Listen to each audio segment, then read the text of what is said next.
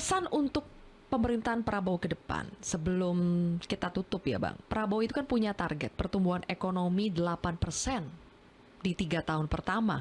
Realistis gak tuh Bang? Ngawur. Ngawur malahan. Kenapa? Hanya bisa kalau 8 sih hampir mustahil lah ya. Karena kan ini ibaratnya kemampuan lari kita cuma 5,5 kilometer per jam. 5,05. Terus kita ingin lari 8 kilo per jam. Belum makanan bergizinya belum. Kan itu nih makanan bergizi itu efeknya buat generasi yang akan datang. Proses pembentukan tubuhnya, cara berpikirnya mulai dari bayi begitu-begitu ya. Terus kemudian korupsinya tidak ada program penguatan pemberantasan korupsi karena di Indonesia itu kenapa pertumbuhannya rendah? Jadi kalau saya bikin jalan, kalau zaman Pak Harto sampai zaman Pak SBY, per kilometer jalan yang saya bangun itu cuma butuh tambahan dana itu 4 sampai 4,6 modal. Zaman Pak Jokowi pertama ini 6,5. Jokowi 2 sejauh ini 7. Jadi nggak ada tanda-tanda untuk menurunkan ICOR. Gitu ya. Jadi bagaimana? Mau korupsi jalan terus, nggak mau nurunkan ICOR, kemudian pajak dikasih keringanan terus buat pengusaha gitu kan. Sementara buat rakyat pajaknya dinaikkan terus, PPN, tapera, macam-macam itu. Nah, untuk tumbuh 8% itu 50% disumbang oleh masyarakat dalam berkonsumsi. 50% lebih ya. Kira-kira 50% lah gitu. Nah, kalau daya beli masyarakatnya megap-megap, dan kita bisa lihat dengan nyata, kemudian nanti harga BBM akan dinaikkan, harga listrik harus dinaikkan. Ya bagaimana caranya gitu. Jadi nggak bisa diketawai gitu. Oh, nanti saya utang kita akan genjot. Utang bisa berutang, tapi ya yang bayar generasi yang akan datang. Programnya ngawur ya.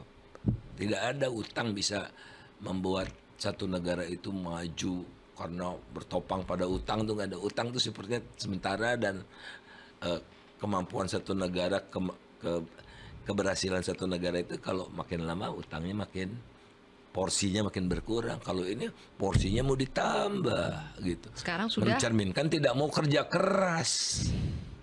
8.000 triliun. Kalau buat orang awam itu kan, wah 8.000 triliun banyak sekali utang kita. Tapi menjelaskan utang kita ini dalam keadaan bahaya atau tidak, itu bagaimana sekarang Bang posisinya?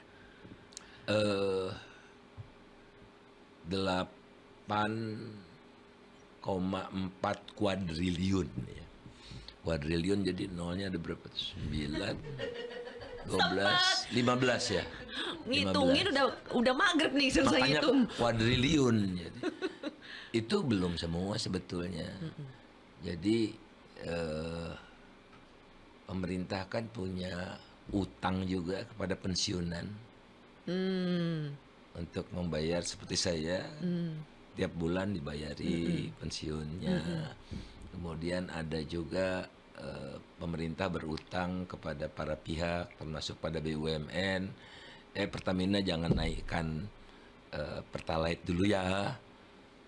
Rugi dong Pertamina. Nanti saya kasih dana kompensasi kan utang. Nah, kalau utang-utangnya ditambah sih udah. Sekarang 45% dari PDB sudah gitu. Belum utang BUMN. Kalau ada apa-apa pada BUMN itu kan akhirnya ditalangi oleh pemerintah.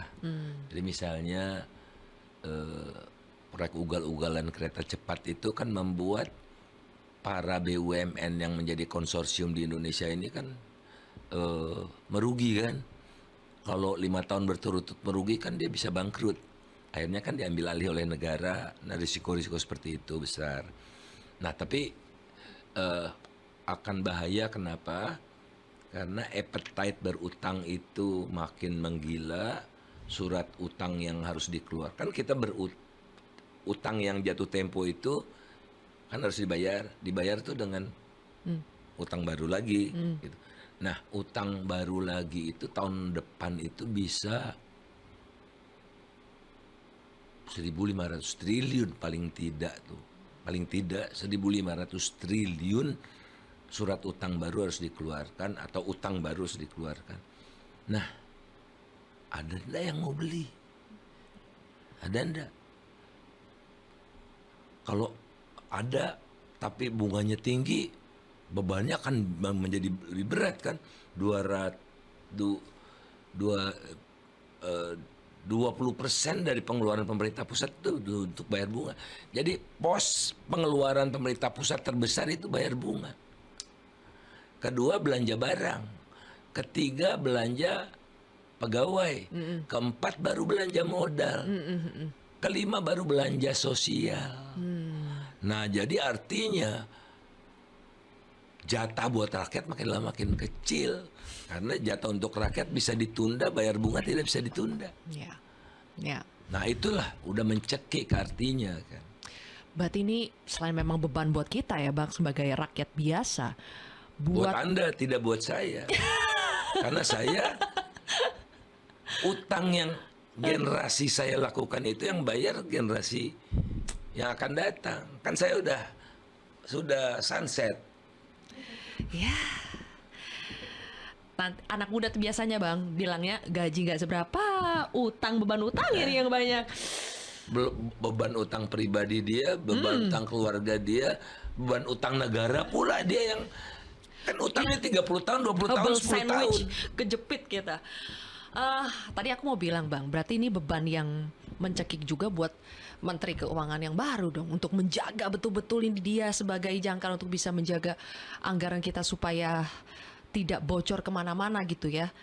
Siapa Bang menurut Bang Faisal kandidat Menteri Keuangan yang terkuat untuk dipilih Pak Prabowo? Bukan dari partai, bukan dari keluarga, ya. Karena yang dibutuhkan Prabowo adalah seperti kendaraan, dia yang nyetir, ada co-driver, menteri-menteri gitu. Semua itu ngegas saja kan kerjanya kan. Nah, yang ngerem siapa? Nah, Menteri Keuangan lah yang merem. Gitu kan. Ini uangnya nggak ada nih gitu kan. Kalau kementerian ini mau nambah, harus ada yang dikurangi. Siapa yang mau bersedia dikurangi kan begitu Menteri Keuangan itu kan. Jadi harus yang betul-betul tidak main-main, tidak punya vested interest, tidak in favor karena perkawanan seperti itu. Iya. Ya, jadi saya lebih condong pada kriteria saja. Kriteria. Ada sih yang Names? punya, misalnya Budi Gunadi Sadikin, Menteri Kesehatan kita Pak sekarang. Tiko misalnya, Wamen, BUMN itu yang memenuhi kriteria. Abang udah dengar-dengar kira-kira siapa yang akan dipilih Pak Prabowo? Kandidat terkuat. Yang saya dengar ya antara lain dua itu ya memang Pak Budi atau Pak Tiko? terkuat ya. Kalau Pak Khatib Basri? Kalau saya boleh usul ya, kita ini 10 tahun terakhir seperti tidak punya menteri perindustrian. Nah, Pak Khatib Basri ini mumpuni banget kalau jadi menteri perindustrian supaya beres kita ini. Jangan dari partai juga lah, ya. Ngurus kuota rente melulu kerjanya. Kasusnya garam gitu, kasus gula, ya. Aduh, jangan deh. Bang Faisal mungkin daripada kritik terus di luar, kalau dirangkul ke dalam gimana tuh Bang? Mau nggak jadi menteri gitu? Tidak boleh. Ada generasi yang lebih berhak, yang lebih punya pandangan yang mumpuni ya. Kalau kami udah rabun gitu ya, melihat masa depan itu udah enggak luar biasa. Iya. Nah, tapi jangan model-model yang instan-instan itu. ya yang baru jadi staf khusus presiden aja udah pakai surat presidenan begitu kan. Itu yang begitu-begitu. Aduh, makanya Pak Prabowo Prabowo. tuh kalau bisa